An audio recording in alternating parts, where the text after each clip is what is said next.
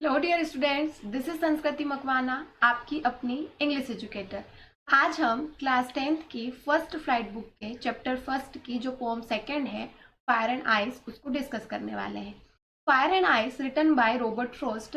It is a symbolic poem. ये एक symbolic poem है। यहाँ पर जो फायर और आइस वर्ड पोएट ने लिखे हैं, इनसे पोएट का एक्चुअल फायर और आइस से मीनिंग नहीं है। ये दोनों क्या है? सिंबल है किसी चीज के। फायर यहाँ पर वुमन की डिजायर की सिंबल है और आइस हेट्रेड की सिंबल है। फायर मीन्स आप समझिए, डिजायर मीन्स हमारी इच्छाएं। जो आजकल क्या करते हैं वुमन, बहुत सारी उनकी डिजायर बढ़ती जा रही है कि हमको ये भी चाहिए, हमको वो भी चाहिए। ठीक है, नए नए कॉलोनीज, घर और सिटीज बनाने के लिए वो क्या कर रहे हैं? डिफोरेस्टेशन कर रहे हैं। तो ये डिजायर है उनकी, तो उसको क्या कहा जा रहा है यहाँ पर? फायर, आग से कंपेयर किया जा रहा है। And ice, ice means hatred here. Ice किसका सिंबल है? हेट्रेड का। हेट्रेड मीन्स होता है नफरत। एक दूसरे से जो हम नफरत करते हैं, लोगों को क्या है? सिर्फ अपने बारे में सोचना है, किसी और के बारे में नहीं सोचना है, और दूसरे से वो जलते हैं, ईर्ष्या करते हैं, तो उसको यहाँ पर आइस कहा गया है। तो फायर एंड आइस जो है वो दोनों क्या है? डिस्ट्रक्शन की ओर ले जा रहे हैं, हमारी इस अर्थ को क्या कर रहे हैं? डिस्ट्रॉय करने वाले हैं। तो उसी के बारे में पोएट यहाँ पर कुछ समझाना चाहते हैं टू स्ट्रेंजर्स की छोटी सी पोम में। Some say the world will in fire, some say in ice. From what I have tested of desire, I hold with those who favor fire.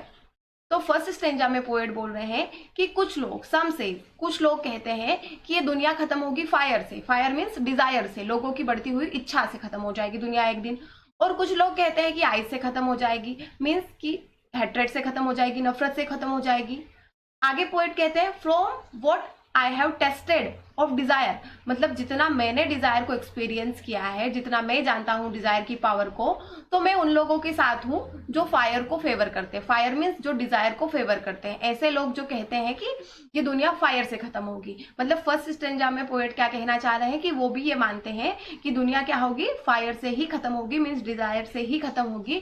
क्योंकि उन्होंने डिजायर को एक्सपीरियंस किया है। वो कह रहे हैं कि मैंने देखा है कि आज तक डिजायर ने कितने सारे डिस्ट्रक्शन लाए हैं, तो जिस दिन दुनिया खत्म होगी वो डिजायर की वजह से ही खत्म होगी। तो फर्स्ट स्टेंजा में क्या कह रहे हैं पोएट कि कुछ लोग मानते हैं कि दुनिया फायर से खत्म होगी, कुछ लोग मानते हैं कि दुनिया आइस से खत्म हो जाएगी।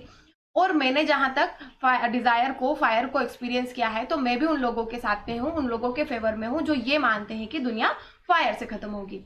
नेक्स्ट स्टेंजा में बोल रहे हैं poet, but if had to perish twice, perish means खत्म होना, मरना, डाई करना, डिस्ट्रक्शन, डिस्ट्रॉय होना। I think I know enough of hat to say that for destruction, ice is also great and would suffice. Suffice means here sufficient. तो वो बोल रहे हैं कि अगर दुनिया को दो बार खत्म होना है, दोबारा अगर दुनिया को खत्म होना है, तो जहां तक मैं हेट्रेड को जानता हूं, नफरत को जानता हूं, मैं ये कह सकता हूं दावे से कि आइस भी एक अच्छा ग्रेट डिस्ट्रक्शन प्रोडक्ट है। मतलब आइस भी उतनी पावरफुल है जितना क्या है? फायर है। तो अगर दुनिया दूसरी बार खत्म हुई तो वो पक्का किससे खत्म होगी?